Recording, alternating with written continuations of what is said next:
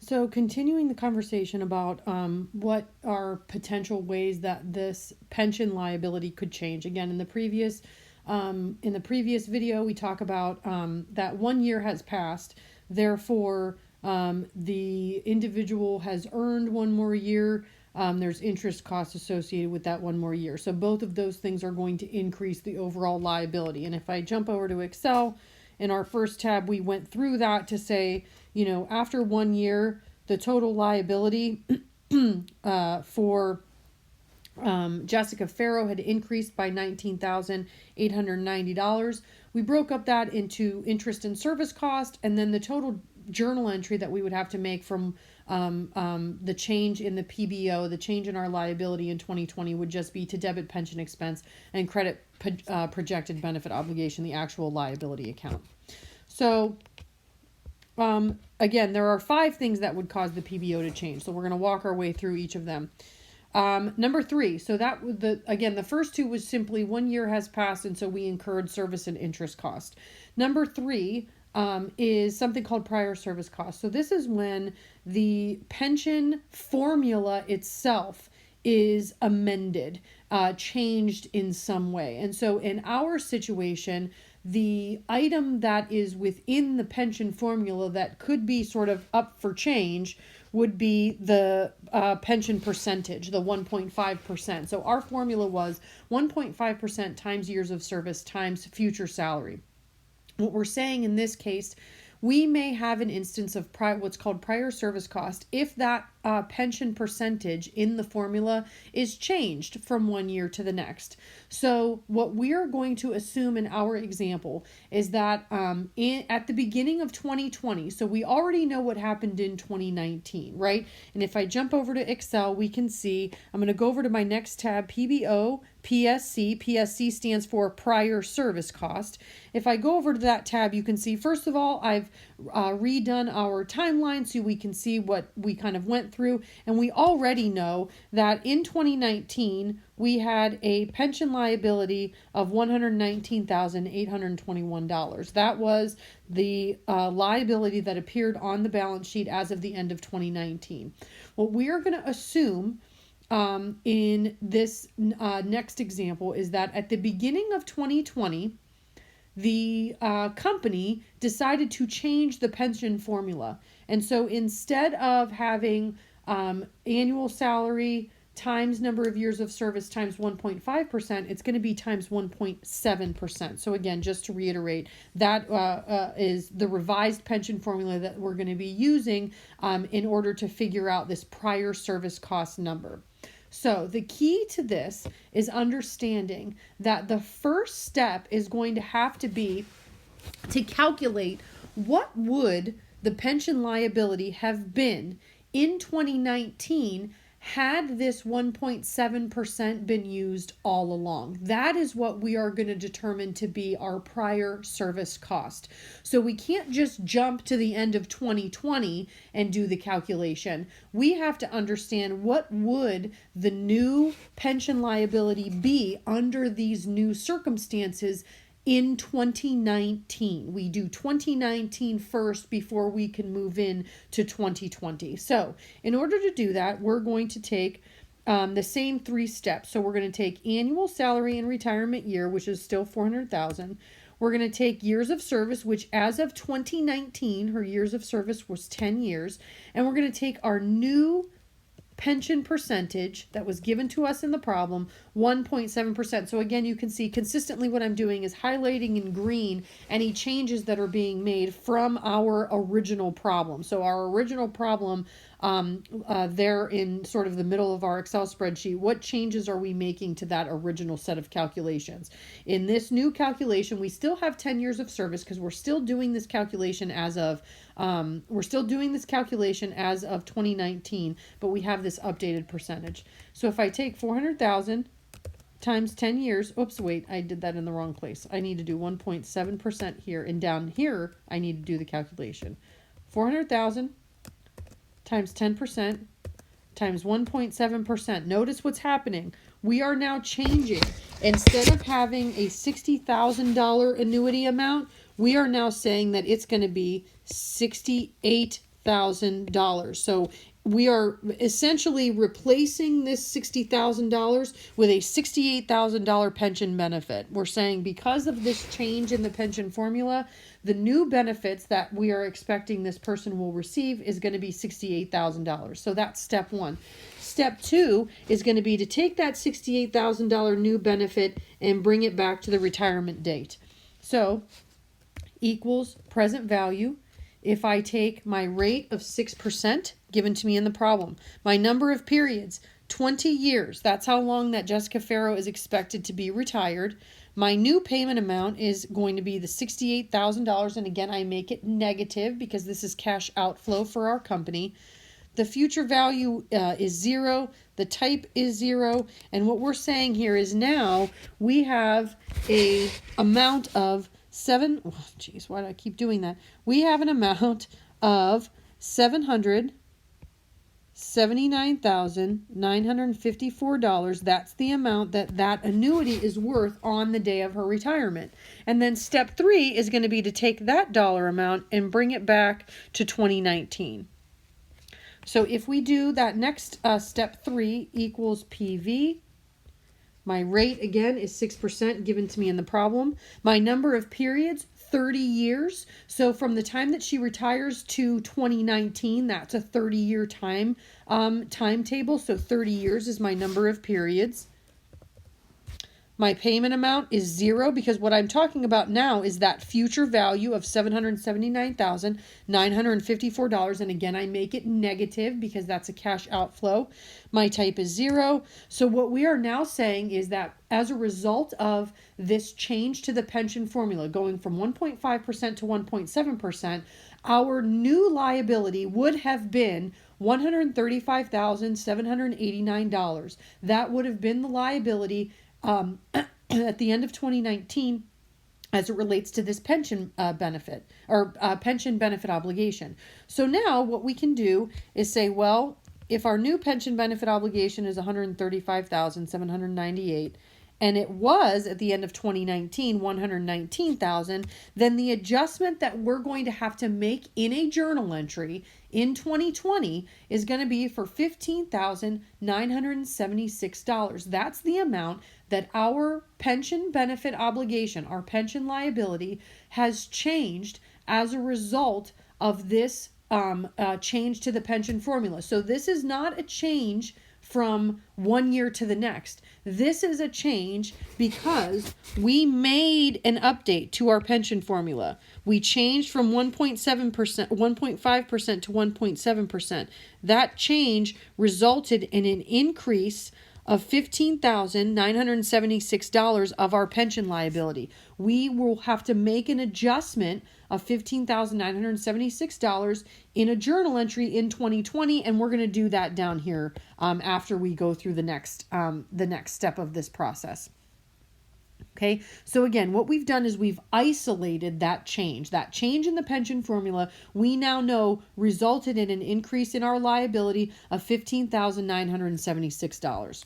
So now the next and final phase of this is now to update as of the end of 2020, because remember, this was a change that happened in 2020. What we did with this calculation here in the middle is to simply say how much would the liability have changed from 2019 as a result of this change in the pension formula. What we have to do in our final phase is decide what is the new liability balance in 2020, right? That now we're going to include this new 1.7% in our formula, but what we're also going to do is move right up 1 year. So if I change the color of this, what we're going to say is now we're looking at 2020 on our timeline.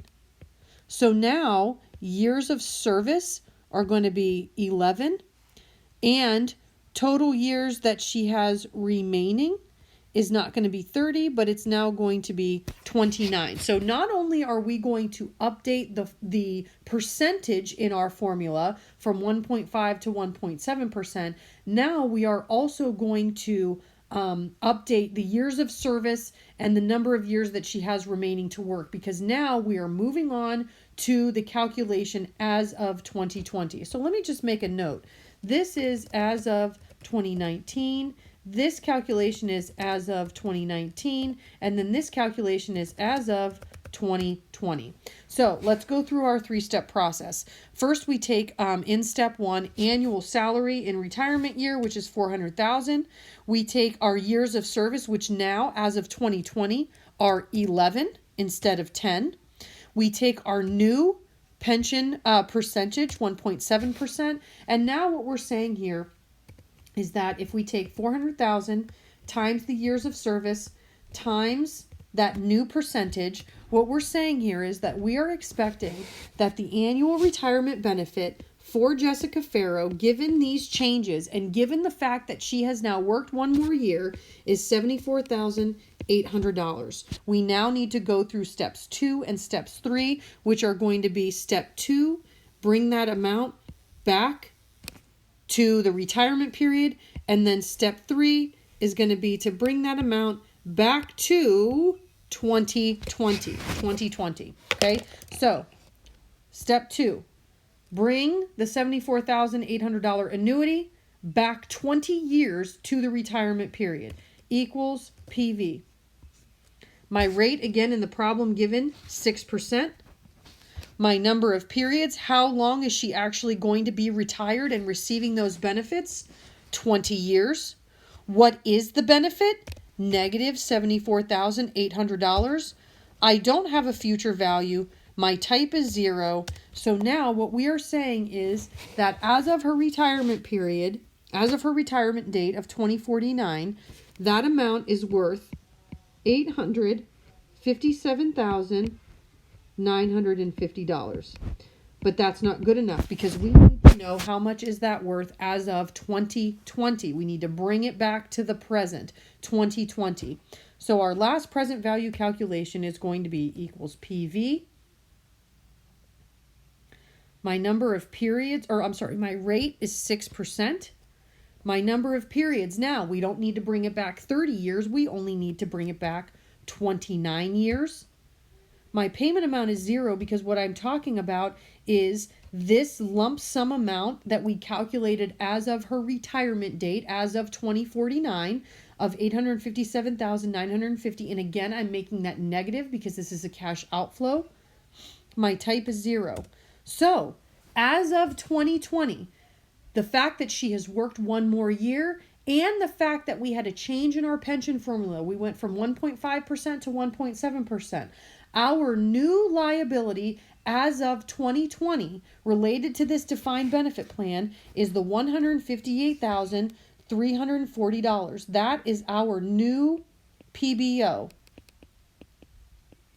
What was our PBO in 2019? It was 119. We already calculated that in our previous examples.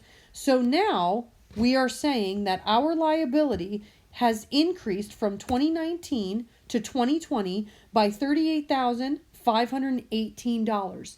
And now we need to answer the question, why? Why did that liability go from 119 to 158?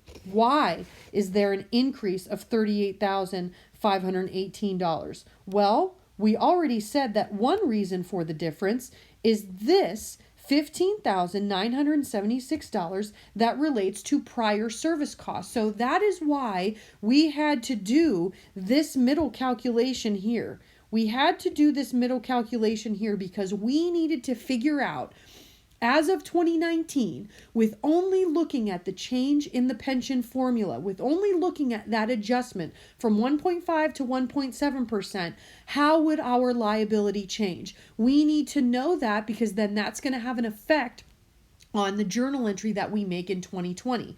So again, the total difference from 2019 to 2020 is $38,518. We have to have an understanding of why is there a difference from 2018 to from 2019 to 2020. Well, part of that difference is related to prior service cost, $15,978. Part of that difference is related to interest cost. So we need to take the $119,000 that is owed to Jessica Farrow as of the end of 2019 and multiply it by our 6% interest rate. What we're saying here is that Jessica Farrow should have had that $119,000 in her pocket the entire time. She should have been earning interest, right? And we discussed that in the previous video as well. So again, the total difference that Jessica Farrow has in this period from 2019 to 2020 is $38,518. We need to break down why is there an increase in the liability of $38,518. Part of that increase is due to prior service cost. Part of that increase is due to interest. She should have been earning interest on the money that we owe her. And then the remaining portion, whatever's left over, $38,000 minus the prior service cost, minus the interest. It always does that, right? $38,000 minus the prior service cost minus the interest cost gives us the amount that we allocate towards service costs. And remember what service cost is. She worked one more year.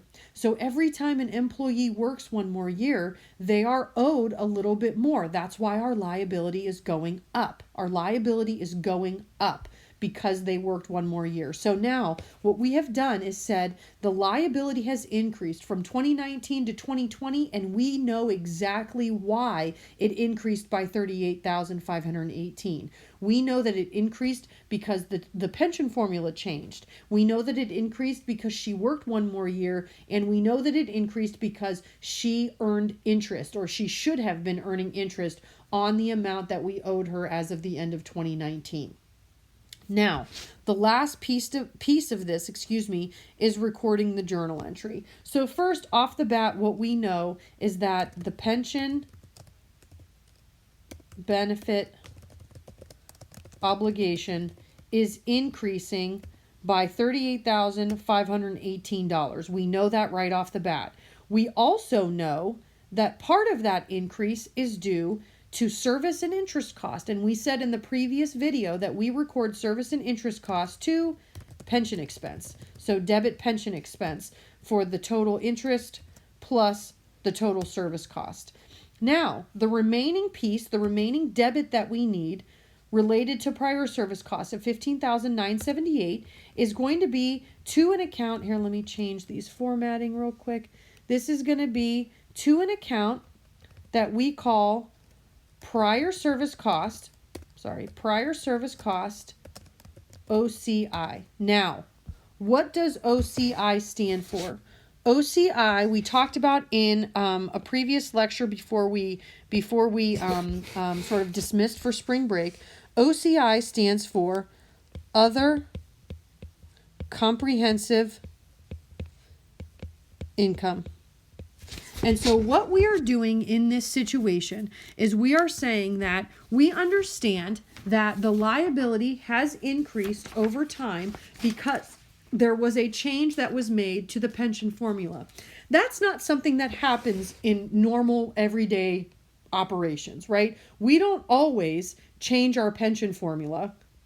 We don't always change our pension formula and increase that percentage from 1.5 to 1.7. We don't move that around a lot, right? So, other comprehensive income is a set of accounts that we will use to record items that should have an impact on income, but they are so rare in nature that it's not something that we want to include in our everyday revenues, expenses, gains, and losses. So other comprehensive income, again, it's not, we use terminology that's sort of common sense terminology. Other comprehensive income exactly means it's something other than our regular, everyday, normal income amounts. So we don't include that in pension expense the way we do service costs and interest costs, because service costs and interest costs are going to happen every single year. That's something that's normal in the everyday course of our operations. So those service cost and interest cost items get reported right to pension expense. It has a direct impact on the income statement by being included in pension expense. But prior service costs, something that just happens every so often. It's a very rare occurrence that we would change that pension formula. Because it's a very rare occurrence, we want to include it in an account that's not going to have a direct impact on our net income the way that our normal revenues, expenses, gains, and losses do. So we use other comprehensive income, abbreviated as OCI, to account for something like prior service costs. So again, this was, if I jump back to my PowerPoint, this was the third sort of event or scenario that would have an impact on our liability balances as it relates to these defined benefit plans. We already went through service and interest cost. We now have covered prior service cost, where there's a change to the pension formula. And in the upcoming video, we will cover numbers 4 and 5, events that cause changes to the liability balance.